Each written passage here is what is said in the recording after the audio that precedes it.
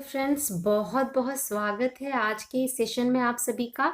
और आज के इस सेशन में हम फिजिक्स का एक बहुत ही इम्पॉर्टेंट टॉपिक डिस्कस करने वाले हैं। हम और आप मिल करके पोलराइजेशन यानी ध्रुवण को डिस्कस कर रहे हैं, अच्छे से समझ रहे हैं।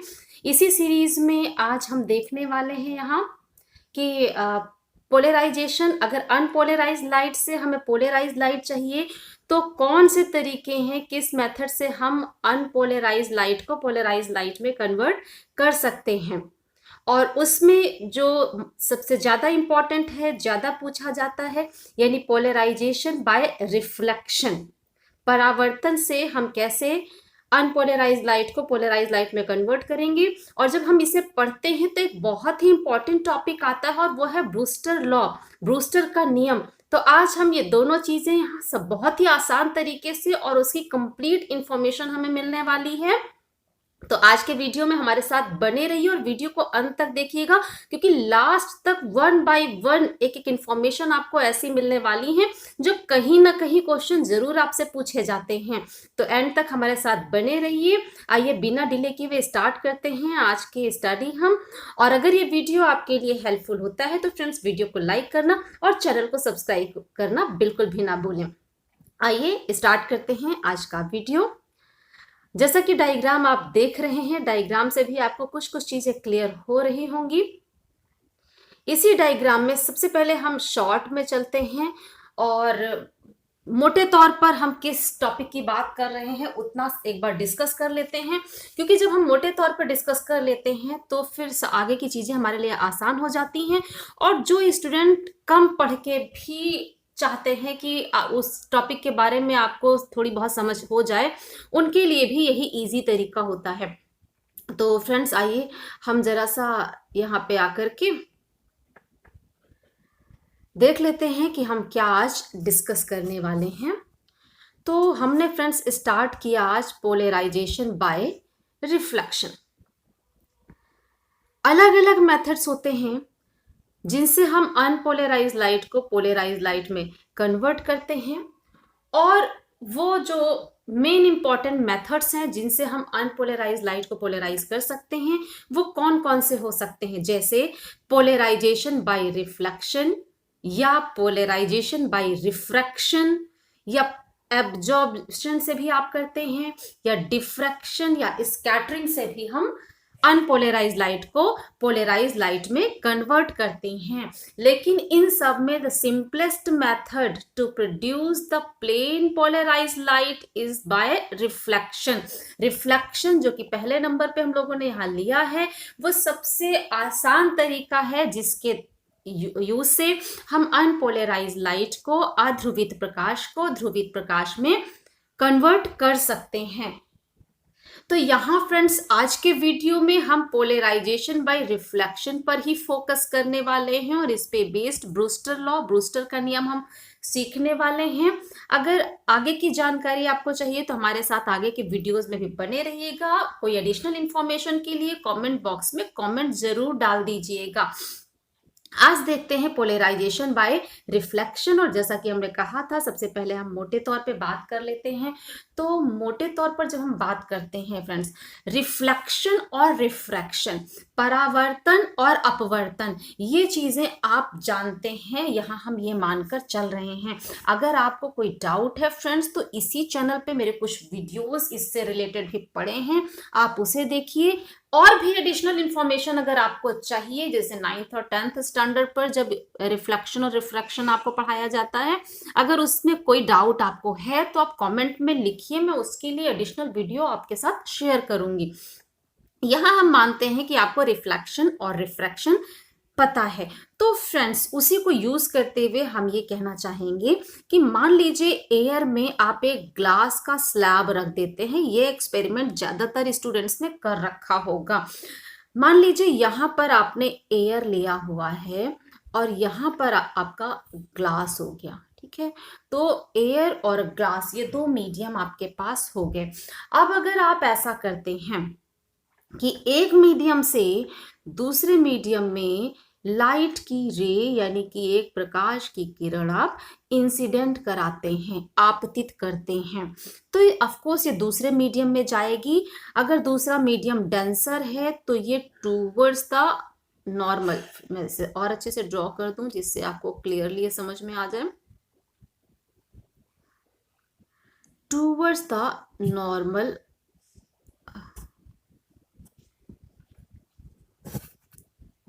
यहां से ऐसे ये डेविएट कर जाती है, ये आपने सीख रखा है। और अगर दूसरा मीडियम रेयरर होता है तो यही प्रकाश की किरण एक मीडियम से दूसरे मीडियम में जाने पर अवेदा नॉर्मल चली जाती है, लेकिन एयर से ग्लास में जाएगी तो जैसा केस आपको दिखाया गया यही होगा। अब एक और बात हो सकता है आपने सुनी हो, नहीं सुनी है, तो फिर हम आज यहाँ बता रहे हैं आपको कि जब ये प्रकाश की ये वाली किरण दो मीडियम के इंटरफेस यानी ये वाली लाइन जो दो माध्यम को अलग करती है, सेपरेट करती है, उस पर आकर के इंसिडेंट होती है, तो फ्रेंड्स इस आपतन बिंदु पर, इंसिडेंस पॉइंट पर क्या क्या हो सकता है। एक जो प्रोसेस हो रहा है यहाँ पे वो कि प्रकाश की कुछ किरण यानी जितनी लाइट गिरी इसके ऊपर उसका कुछ भाग, अ पार्ट ऑफ दैट रे, सीधे यहां से निकल करके ट्रांसमिट होता है, यानी रिफ्रैक्शन प्रोसेस में ये गया, पूरा नहीं जाएगा, और इसका कुछ पार्ट यही एब्जॉर्ब हो जाएगा, अवशोषित होगा, और कुछ पार्ट रिफ्लेक्ट होकर के सेम मीडियम में यानी एयर में है तो एयर से आके एयर में ही लौट जाएगा। यानी तीन प्रोसेस होंगे, एक तो ट्रांसमिशन यानी रिफ्रैक्शन वाले प्रोसेस में गया, अपवर्तन जिसका हो रहा है, एक पार्ट इसका एब्जॉर्ब हुआ यानी अवशोषित हो जाएगा, एक पार्ट इसका रिफ्लेक्शन में चला गया यानी परावर्तित होकर के सेम मीडियम में लौट आएगा। ये तीन प्रोसेस होते हैं। अब यहां फ्रेंड्स जो मोटे तौर पे हम आज के टॉपिक की बात करते पोलराइजेशन बाय रिफ्लेक्शन की हम लोगों ने बात की थी, तो अगर ये वाली इंसिडेंट लाइट अनपोलराइज्ड है, अध्रुवित है, अध्रुवित प्रकाश की हम लोग बात पहले कर चुके हैं, अध्रुवित प्रकाश क्या होता है आप जानते हैं बहुत अच्छे तरीके से। अगर ये इंसिडेंट लाइट अनपोलराइज्ड है, इसका मतलब है इसमें जितने हम लोगों ने वाइब्रेशन पिछले वीडियो में डिस्कस किए वो सारे इलेक्ट्रिक वेक्टर के वाइब्रेशन होंगे, जिन्हें हम दो परपेंडिकुलर कंपोनेंट्स में ब्रेक करके रिप्रेजेंट करते आए हैं। अगर कोई डाउट है तो पिछला वीडियो जरूर देख लीजिएगा और वो वाइब्रेशंस आप समझ पा रहे होंगे। एक जो ऐसे एरो दिखाया ये on the plane of incidence है, आपतन तल पर है, और जो डॉट दिखाया है वो आपतन तल से परपेंडिकुलर। जो पेपर आप देख रहे हैं इसको आप प्लेन ऑफ इंसिडेंस, आपतन तल कह रहे हैं, तो ये वाला इस पेपर के ऊपर है यानी on the plane of incidence, और ये वाला इस पेपर से परपेंडिकुलर लंबवत है यानी कि आपतन तल से लंबवत, perpendicular to the plane of incidence, और इन दोनों ने सारे वाइब्रेशंस को रिप्रेजेंट कर दिया। ठीक है, अब ये वाली अध्रुवित प्रकाश अनपोलराइज्ड लाइट इस पॉइंट पर इंसिडेंस होती है, आपतित होती है, तो इसका कुछ पार्ट तो इस मीडियम में आ गया रिफ्रैक्ट होकर के, और कुछ पार्ट रिफ्लेक्ट होकर के इधर चला जाएगा। तो जो पार्ट रिफ्लेक्ट होकर के आया है, परावर्तित होकर के आया है, इसमें ऑब्जर्व किया गया कि ये वाली लाइट जो है ये पार्शियली पोलराइज्ड हो गई, आंशिक रूप से ध्रुवित हो गई।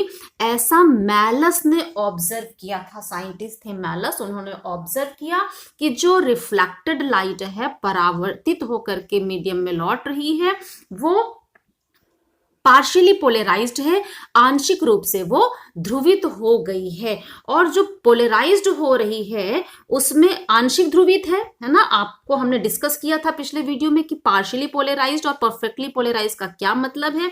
तो यहाँ जो पार्शियली पोलराइज्ड हुई उसमें जो perpendicular to the incident plane vibration है, ये वाले जो कंपन है इलेक्ट्रिक वेक्टर के, वो डोमिनेट कर गए यानी ये ज्यादा हो गए as compare to the other vibration. जो ये वाले वाइब्रेशन थे इसके कंपैरिजन में परपेंडिकुलर वाले वाइब्रेशन ज्यादा हो गए।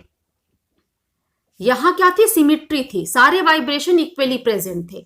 लेकिन यहाँ पे क्या हुआ, जो ये डॉट से रिप्रेजेंट किए गए हैं, यानी ये वाले वाइब्रेशन जो इंसिडेंट प्लेन से परपेंडिकुलर हैं, आपतन तल से लंबवत हैं, ये वाले वाइब्रेशन ज्यादा हो गए। दैट मीन्स ये लाइट पार्शियली पोलराइज्ड हो गई, आंशिक रूप से ध्रुवित हो गई।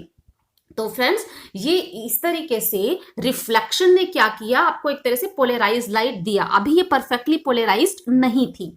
फिर यहाँ पे क्या देखा गया कि अगर ये एंगल ऑफ इंसिडेंस यानी थीटा आई कहें, ये कहीं कहीं सिर्फ आई भी लिखते हैं, जैसा आप चाहें लिख लें, ये थीटा आई यानी एंगल ऑफ इंसिडेंस आपतन कोण को धीरे धीरे करके हम बढ़ाना शुरू करें, तो जब इस एंगल ऑफ इंसिडेंस को हम बढ़ाते हैं, तो इसको बढ़ाने के साथ साथ देखा गया कि यहां जो पोलराइजेशन हो रहा था उसमें परपेंडिकुलर वाइब्रेशन का परसेंटेज बढ़ता जा रहा था, और एक ऐसा एंगल ऑफ इंसिडेंस आया जिसे हम कह दें angle of incidence theta I is equal to theta p. इतनी जैसे ही वैल्यू आई, क्या है ये वैल्यू भी हम लोग डिस्कस करेंगे। तो ये देखा गया जैसे ही एंगल ऑफ इंसिडेंस यहां पे पहुंचा, उसके साथ ही ये वाली जो आपकी लाइट थी यानी रिफ्लेक्टेड लाइट जो थी वो परफेक्टली पोलराइज्ड हो गई, पूरी तरह से प्लेन पोलराइज्ड हो जाती है ये वाली लाइट। अब पूरी तरह से जब ये प्लेन पोलराइज्ड हो गई तो इसका मतलब क्या कि इसमें अब ये वाला जो वाइब्रेशन है वो नहीं रहेगा, वो हट जाएगा। ये वाइब्रेशन हट जाने का मतलब है कि सिर्फ वो वाइब्रेशन जो कि perpendicular to the plane of incidence आपतन तल से जो लंबवत है, सिर्फ वो वाले वाइब्रेशन बचे, यानी कि theta I is equal to theta p वो एंगल है जिस एंगल पर रिफ्लेक्टेड लाइट जो कि परावर्तित प्रकाश है वो पूरी तरह से यानी परफेक्टली पोलराइज्ड हो जाती है। और इस एंगल को, जिस एंगल पर परफेक्टली पोलराइज्ड मिली हमें रिफ्लेक्टेड लाइट, इस एंगल को कहा गया एंगल ऑफ पोलराइजेशन यानी ध्रुवण कोण, जो कि गिवन मीडियम पर डिपेंड करता है। जो मीडियम हमने लिया, जैसे एयर और ग्लास लिया, तो इसके लिए कुछ फिक्स वैल्यू आएगी एंगल ऑफ पोलराइजेशन। अगर ये मीडियम आप चेंज कर देते हैं तो एंगल ऑफ पोलराइजेशन की वैल्यू भी बदल जाएगी।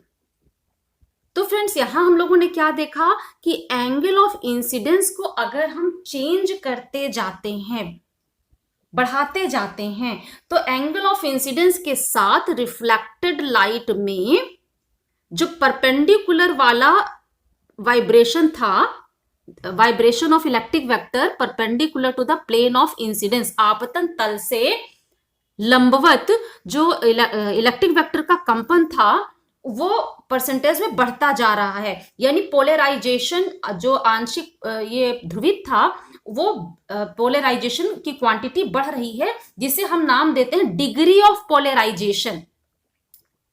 डिग्री ऑफ पोलराइजेशन बढ़ रहा है, यानी अगर हम एंगल ऑफ इंसिडेंस आपतन कोण को बढ़ाते जाते हैं तो डिग्री ऑफ पोलराइजेशन भी बढ़ता चला जाता है।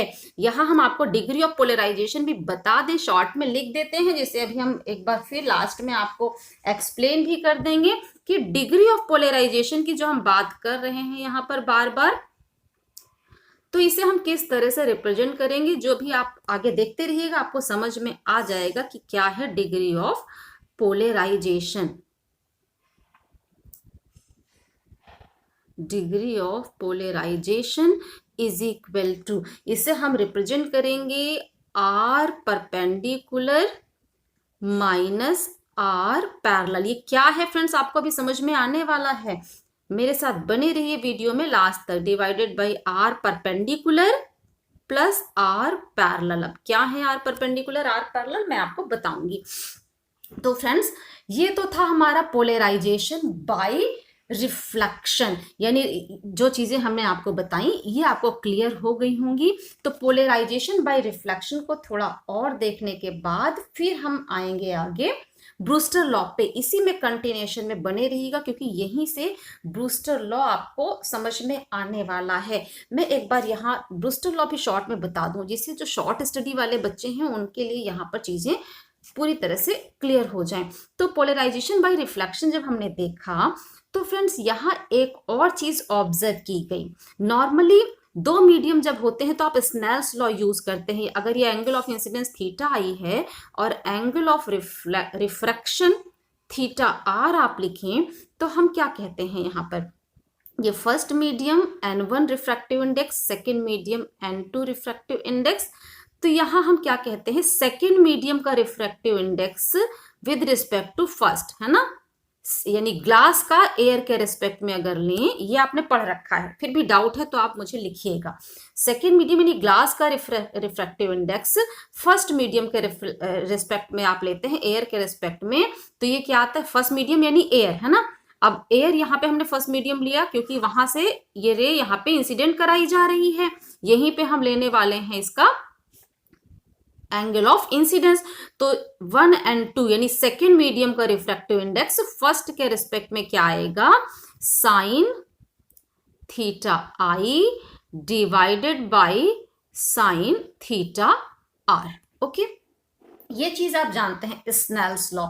लेकिन यहां एक और चीज ऑब्जर्व की गई जब ये पोलराइजेशन बाय रिफ्लेक्शन पढ़ा गया और angle of incidence angle of polarisation के बराबर हुआ, ध्रुवण कोण के बराबर हुआ, वो एंगल जिस पर रिफ्लेक्टेड लाइट परफेक्टली पोलराइज्ड हो गई थी। तो उस केस में क्या देखा गया कि यही refractive index of second medium with respect to first medium, हमने 1 and 2 लिखा है, कहीं कहीं ऐसा लिखा जाता है। अगर आप सीधे कह रहे हैं कि मान लीजिए हम कह रहे हैं mu is the refractive index of glass with respect to air, तो आप सीधे 1 and 2 की जगह म्यू लिख सकते हैं, या जो भी सिंबल आपने यूज किया हो।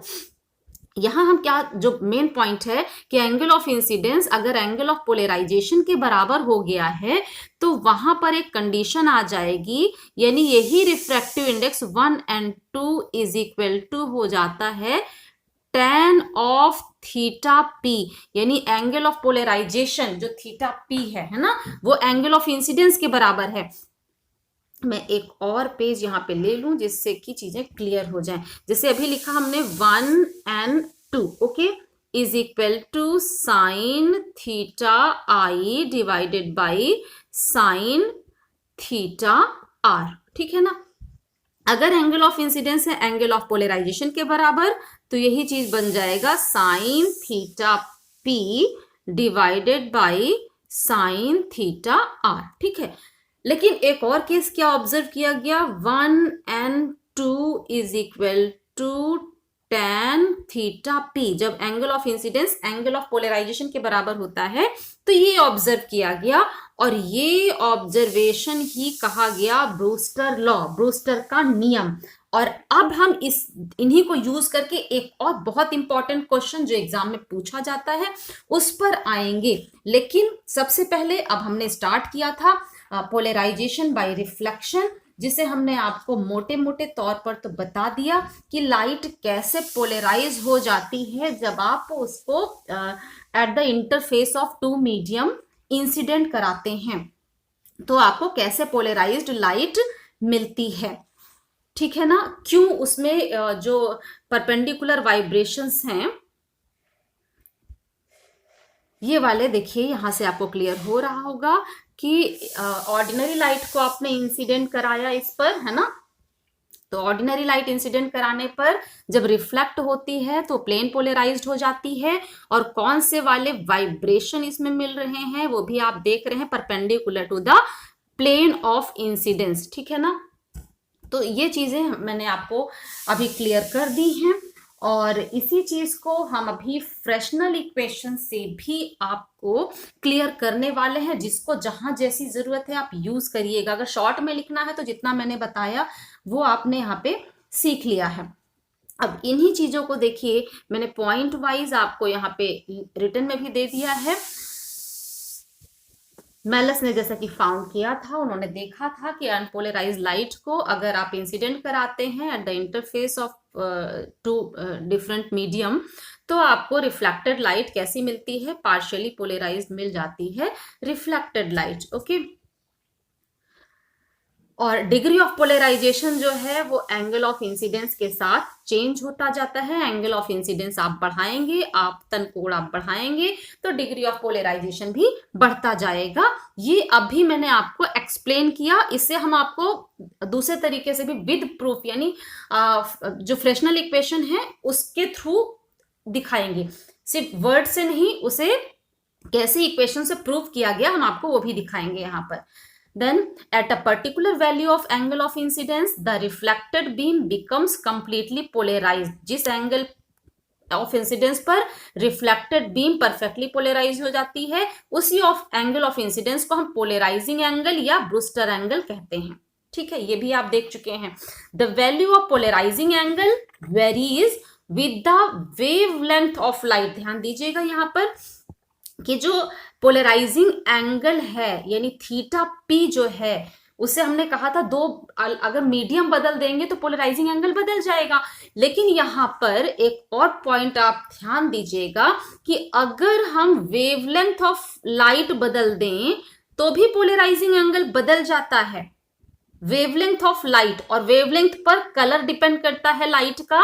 तो आप ध्यान दीजिएगा यहाँ पर कि अगर हम मोनोक्रोमेटिक लाइट लेते हैं यानी सिंगल कलर की, इसका मतलब सिंगल वेवलेंथ होगा, तभी तो उसके लिए हमें एक फिक्स एंगल ऑफ पोलराइजेशन मिलेगा, और उसी एंगल ऑफ पोलराइजेशन पर वो वाली कलर की लाइट रिफ्लेक्ट होने पर परफेक्टली पोलराइज्ड हो पाएगी।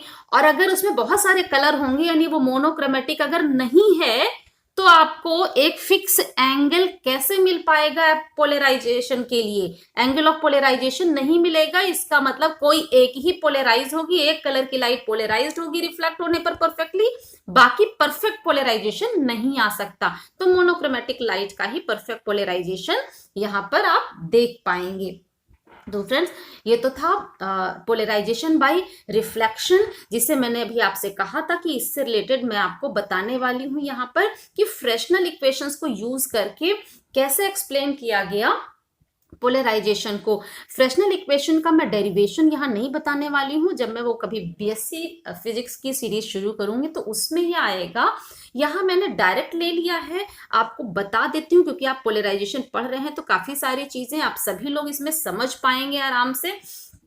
देखिए यहाँ पर थीटा आई और थीटा आर तो आप समझ गए होंगे, अभी हम लोगों ने डिस्कस किया है कि एंगल ऑफ इंसिडेंस है थीटा आई और theta R angle of refraction है, वही सिंबल यहाँ पर यूज किया गया है। फिर देखिए ई इलेक्ट्रिक वेक्टर के लिए एम्पलीट्यूड है, ई एम्पलीट्यूड है इलेक्ट्रिक वेक्टर का, ठीक है। फिर आप देखिएगा अभी हम लोगों ने क्या कहा था कि एक मीडियम से दूसरे मीडियम में लाइट को हम लेकर के जा रहे हैं, इंसिडेंट करा रहे हैं। तो फर्स्ट मीडियम में जो इलेक्ट्रिक वेक्टर का एम्पलीट्यूड है उसको हमने लिया E01, ओके। फर्स्ट मीडियम में इलेक्ट्रिक वेक्टर यानी इंसिडेंट जो वेव है उसका एम्पलीट्यूड, आयाम इलेक्ट्रिक वेक्टर के जो वाइब्रेट कर रहे हैं उसका एम्पलीट्यूड है E01, और वही जब रिफ्लेक्ट होकर के आता है उसे यहाँ पे उसके एम्पलीट्यूड को लिखा गया E01 dash, okay, E01 dash. तो यहां आप समझ के होंगे E01 इंसिडेंट लाइट जो है उसके इलेक्ट्रिक वेक्टर का एम्पलीट्यूड है, और E01 डैश जो रिफ्लेक्टेड लाइट है उसके इलेक्ट्रिक वेक्टर का एम्पलीट्यूड है। फिर अभी हम लोगों ने क्या देखा था कि एक पार्ट इसका यहाँ रिफ्रैक्ट होकर के सेकेंड मीडियम में जाता है, यहाँ जब वो इलेक्ट्रिक वेक्टर आता है तो उसका एम्पलीट्यूड हो जाता है E02। तो जहां जहां E02 है वो उस रिफ्रैक्टेड वेव का जो इलेक्ट्रिक वेक्टर है उसका एम्पलीट्यूड होगा, और इन एम्पलीट्यूड्स के बीच जो रिलेशन देता है वो इक्वेशन है फ्रेशनल इक्वेशन। तो फ्रेंड्स इनका डेरिवेशन हमने जैसा कहा हम यहाँ अभी नहीं करने वाले हैं। अब इक्वेशन आप आराम से समझ पा रहे होंगे, यहाँ देखते ही आपको क्लियर हो गया कि पहली इक्वेशन किसका किसका एम्पलीट्यूड ले रही है। अच्छा, यहाँ एक और चीज देखिए, पैरेलल और ये परपेंडिकुलर, आप देख रहे हैं ना, पैरेलल परपेंडिकुलर। तो इसका मतलब क्या हुआ, जहां पैरेलल साइन बना हुआ है वो उन इलेक्ट्रिक वेक्टर के वाइब्रेशंस के एम्पलीट्यूड जो है उनका रेशियो हमें दे रहा है, जो कि प्लेन ऑफ इंसिडेंस यानी आपतन तल के पैरेलल है, समांतर है। और जहां पे परपेंडिकुलर का सिंबल लगा हुआ है, ये उस इलेक्ट्रिक वेक्टर के वाइब्रेशन के एम्पलीट्यूड यानी आयाम का रिलेशन है, जो कि प्लेन ऑफ इंसिडेंस से परपेंडिकुलर है यानी लंबवत है। यानी जो हम लोगों ने पोलराइजेशन की बात की, अब यहां से हम उसको समझ पाएंगे, क्योंकि हमने पैरेलल वाइब्रेशन का एम्पलीट्यूड के लिए रिलेशन अलग लिया और परपेंडिकुलर वाइब्रेशन के एम्पलीट्यूड का रिलेशन अलग लिया। तो फ्रेंड्स, अब पैरेलल वाइब्रेशन वाला एक ये रिलेशन देखिए, जो कि रिफ्लेक्टेड वेव में एम्पलीट्यूड जो आ रहा है इलेक्ट्रिक वेक्टर का, उसका, और जो इंसिडेंट है, आपतित है, उसके इलेक्ट्रिक वेक्टर के एम्पलीट्यूड का रिलेशन हमें दे रहा है। अगर इसको आप ध्यान से देखते हैं तो यहां आपको नीचे देखिए theta I plus theta R है ना, और अगर हम इस theta I plus theta R को 90 डिग्री के बराबर ले लें, यानी angle of incidence plus angle of refraction, अगर ये आपका 90 डिग्री हो जाता है, इन दोनों का सम, इसका मतलब क्या हुआ, tan 90 डिग्री यहां पे लिखा जाएगा। और tan 90 डिग्री की वैल्यू आप जानते हैं कि tan 90 डिग्री कितना हो जाएगा, जी बिल्कुल, tan 90 डिग्री की वैल्यू आपकी आती है इन्फिनिटी। जी हाँ, बिल्कुल सही कह रहे हैं आप, tan 90 डिग्री की वैल्यू इन्फिनिटी आप लिखेंगे। और अगर यहां डिनोमिनेटर इन्फिनिटी हो गया, यानी ऊपर कुछ भी वैल्यू रहे, नीचे उसका इन्फिनिटी, इन्फिनिटी का मतलब 1/0, जीरो ऊपर जाएगा, यानी ये टर्म हो जाएगा आपका जीरो, है ना। डिनोमिनेटर जैसे ही इन्फिनिटी हुआ, tan 90 डिग्री की आप वैल्यू रखेंगे तो आपकी वैल्यू कितनी आ जाएगी, जीरो। इसका मतलब क्या हुआ, theta I plus theta R अगर 90 डिग्री के बराबर होगा तो ये रेशियो हो जाएगा जीरो। किसके लिए, पैरेलल जो वाइब्रेशन के कंपोनेंट हैं वो रिफ्लेक्शन में जीरो हो जाएंगे। और यही बात हम लोग बड़ी अभी इतनी देर से कह रहे थे कि अगर ये रिफ्लेक्टेड लाइट है, इसमें क्या है, पैरेलल कंपोनेंट जो वाइब्रेशन के थे वो प्रेजेंट नहीं है, सिर्फ परपेंडिकुलर कंपोनेंट प्रेजेंट है। और वही बात यहां पर जो आपने देखा, वो ये रिलेशन क्या कह रहा है कि इस एंगल की वैल्यू पर ये पैरेलल कंपोनेंट जो है एम्पलीट्यूड का, वो रिफ्लेक्टेड लाइट में जीरो हो जाएगा। इसका मतलब क्या हुआ कि यहां से हम एंगल ऑफ पोलराइजेशन या ब्रूस्टर एंगल जो है वो डिसाइड कर सकते हैं। यानी यहां जो थीटा आई की वैल्यू आएगी वही एंगल ऑफ पोलराइजेशन देगा, क्योंकि उसी में रिफ्लेक्टेड लाइट में ये वाला कंपोनेंट यानी पैरेलल वाला वाइब्रेशन का कंपोनेंट जीरो हो गया, सिर्फ परपेंडिकुलर बचा रह गया। तो फ्रेंड्स, ये फ्रेशनल इक्वेशन ने हमें यहां से बताया कि हम एंगल ऑफ पोलराइजेशन यहां से कैसे डिसाइड कर सकते हैं। आप इसको सीधे लर्न कर सकते हैं और उसके बेस पर आप एक्सप्लेन कर सकते हैं कि फ्रेशनल इक्वेशन आपको एक्सप्लेन करती है कि किस एंगल पर आपको रिफ्लेक्टेड लाइट में parallel component of vibration zero मिलने वाले हैं। तो फ्रेंड्स, ये तो आपने देखा फ्रेशनल इक्वेशन, जो अलग अलग इक्वेशन है जिसमें ये हम लोगों ने यूज किया है, जिसके बेस पर हम लोगों ने एक्सप्लेन किया यहाँ पर कि रिफ्लेक्टेड लाइट कैसे हमारी परफेक्टली पोलराइज हो जाती है, किस एंगल पर पोलराइज होती है। और ये जो रिलेशन आया है फ्रेंड्स, ये भी अलग से क्वेश्चन पूछा जाता है, हम अभी इस पे भी डिस्कस करने वाले हैं, इसलिए हमारे साथ अभी बने रहिए एंड तक। इसके पहले हम लोग आ जाते हैं एक और यहाँ पे इंपॉर्टेंट चीज हम डिस्कस कर लें, और वो है हमारा कि ब्रूस्टर लॉ भी हमें यहाँ पे डिस्कस करना है फ्रेंड्स। तो ब्रूस्टर लॉ के लिए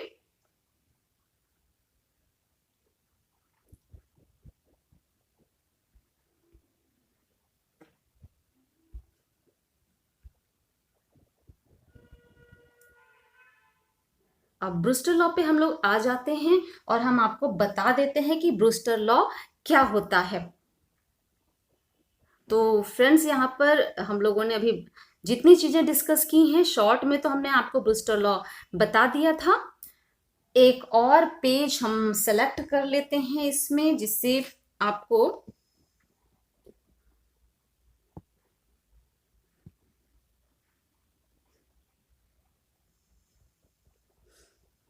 देखिए ब्रूस्टर लॉ क्या है, when the light is incident at polarising angle at the interface, okay, when the light is incident at polarising angle at the interface of a refracting medium, ठीक है, ये interface हो गया रिफ्रैक्टिंग मीडियम का, एक medium ये हो गया, दूसरा मीडियम ये हो गया।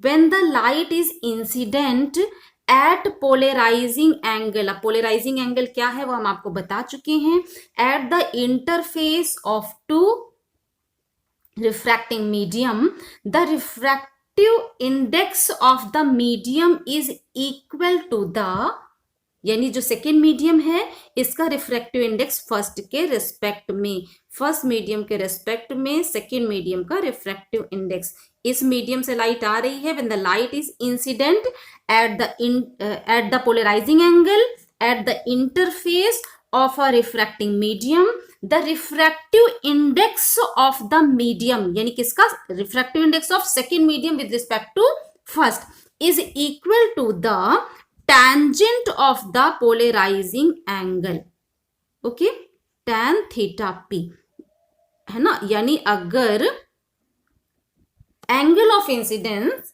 ध्रुवण कोण के बराबर है और इस एंगल पर प्रकाश को एक माध्यम से दूसरे माध्यम में ले जाते समय हम दोनों माध्यमों के इस संपर्क तल पर, इंटरफेस पर आपतित कराते हैं, तो हमें दूसरे माध्यम का अपवर्तनांक रिफ्रैक्टिव इंडेक्स पहले माध्यम के रेस्पेक्ट में जो मिलता है वो tangent of this angle of incidence के बराबर होता है, और यही स्टेटमेंट है ब्रूस्टर लॉ, यानी ब्रूस्टर का नियम, इसी को हम कहते हैं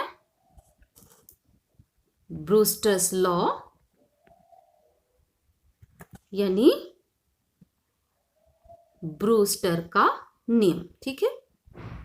तो फ्रेंड्स ब्रूस्टर का नियम आप समझ के बस इसी स्टेटमेंट को आप लिख दीजिए, ब्रूस्टर लॉ आपका कंप्लीट हो जाता है, ठीक है। आप बस इतना याद रखिएगा, ये अगर आपने याद रख लिया तो आपका ब्रूस्टर लॉ कंप्लीट हो जाता है, यानी refractive index of second medium with respect to first is equal to tangent of the angle of incidence, किस केस में, जबकि angle of incidence angle of polarisation के बराबर है उस केस में। तो फ्रेंड्स ये तो हमारा ब्रूस्टर लॉ था। अभी मैंने आपसे प्रॉमिस किया था कि मैं आपको डिग्री ऑफ पोलराइजेशन के बारे में और बताऊंगी, और एक बहुत ही इंपॉर्टेंट क्वेश्चन भी आपसे डिस्कस करने वाले हैं, और वो क्वेश्चन है कि आपसे कहा जाता है एग्जाम में कि प्रूव करके दीजिए कि अगर पोलराइजिंग एंगल पर लाइट को आप इंसिडेंट करा रहे हैं तो angle of incidence plus angle of refraction ये 90 डिग्री होता है। तो एक तो फ्रेंड्स तरीका मैंने अभी आपको फ्रेशनल इक्वेशन से करके दिखाया था।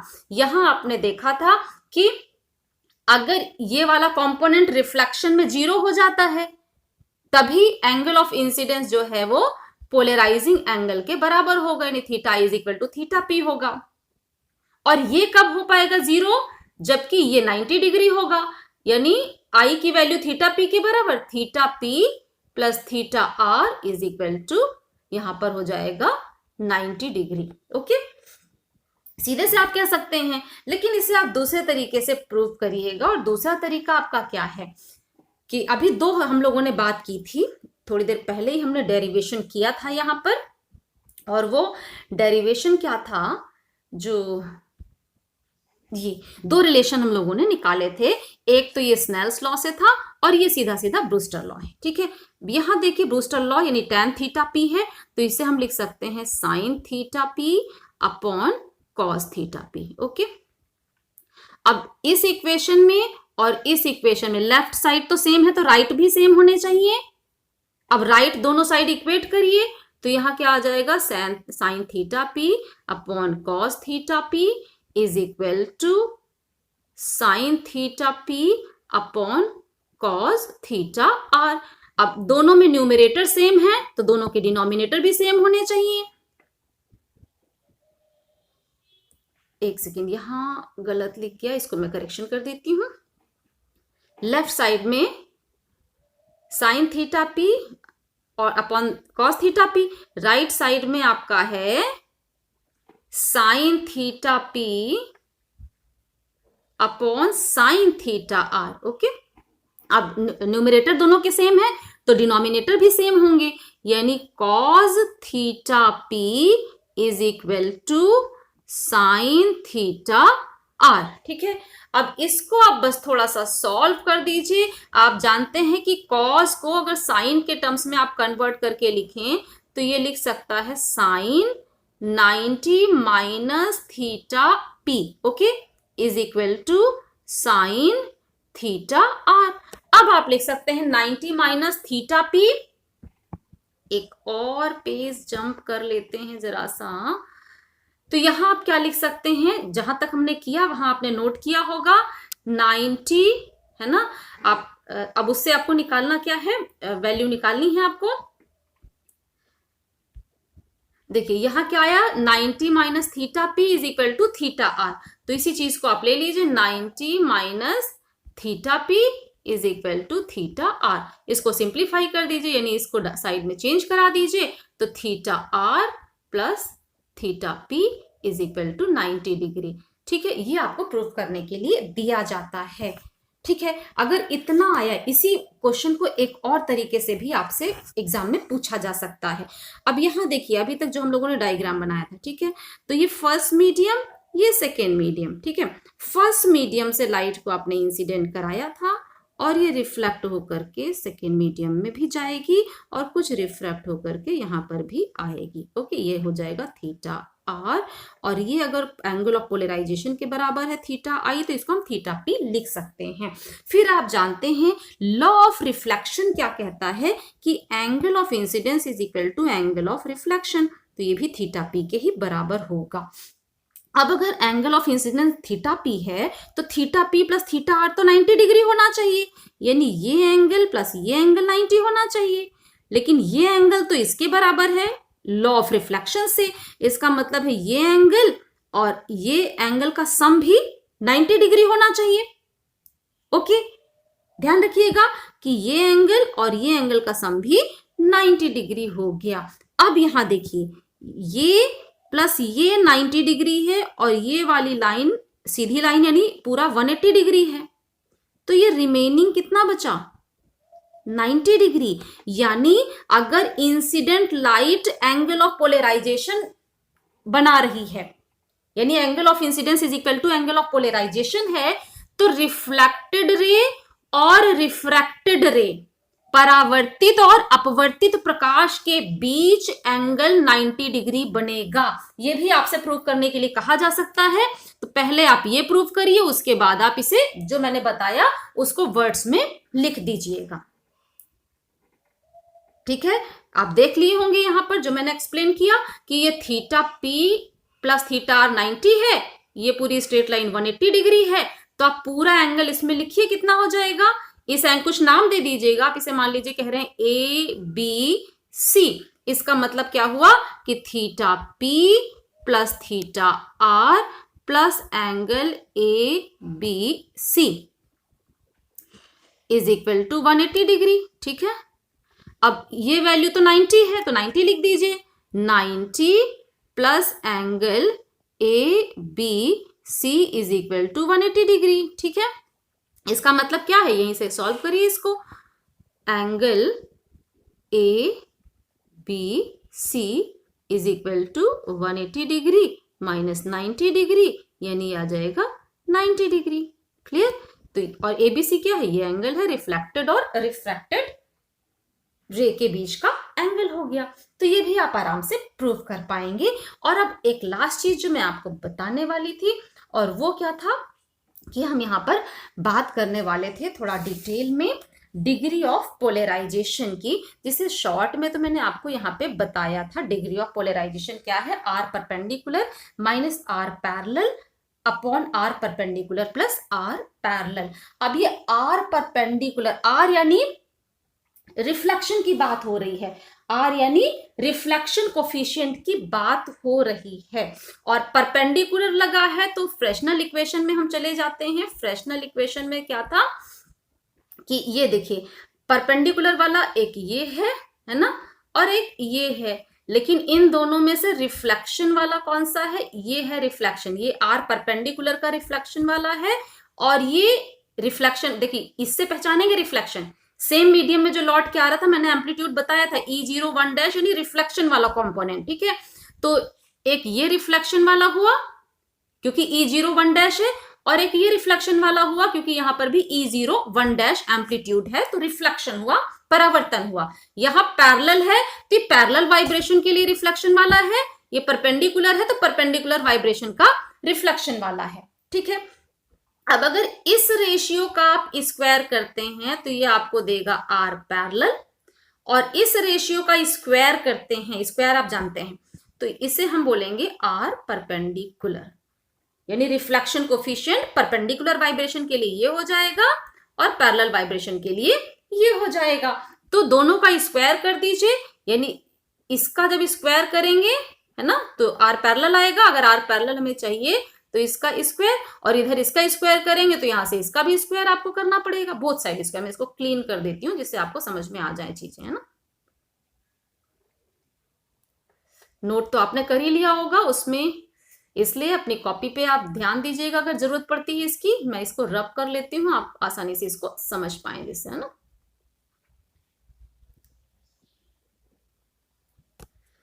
ठीक है, तो यहां देखिए आर पैरेलल का मतलब है कि इसका स्क्वायर करना पड़ेगा, इसका स्क्वायर करेंगे तो इसका स्क्वायर हो जाएगा, ठीक है।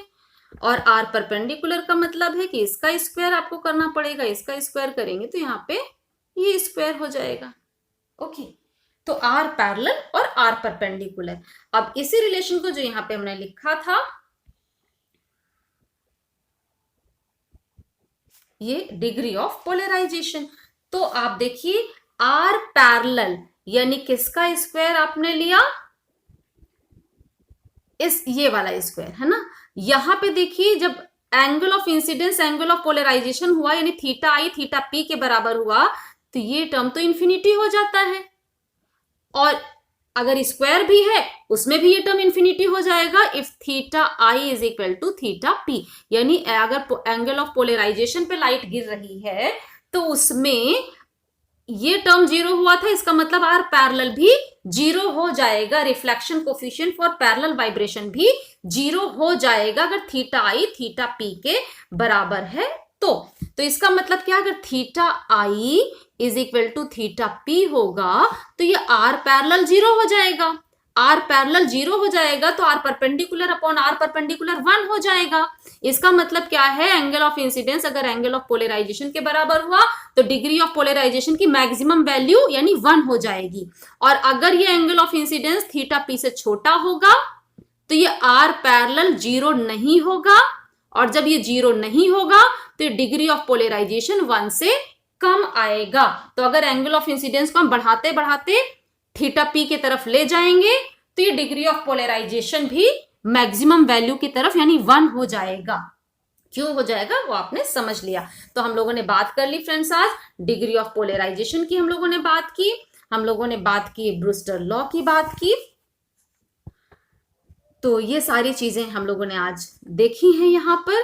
आज के वीडियो में हम इतनी ही बात करना चाहेंगे, और आगे की जानकारी के लिए आगे की वीडियोस में हमारे साथ बने रहिए। अगर कोई डाउट आपको रह जाता है तो फ्रेंड्स जल्दी से मुझे कमेंट करिएगा। हमारे साथ बने रहने के लिए बहुत बहुत धन्यवाद।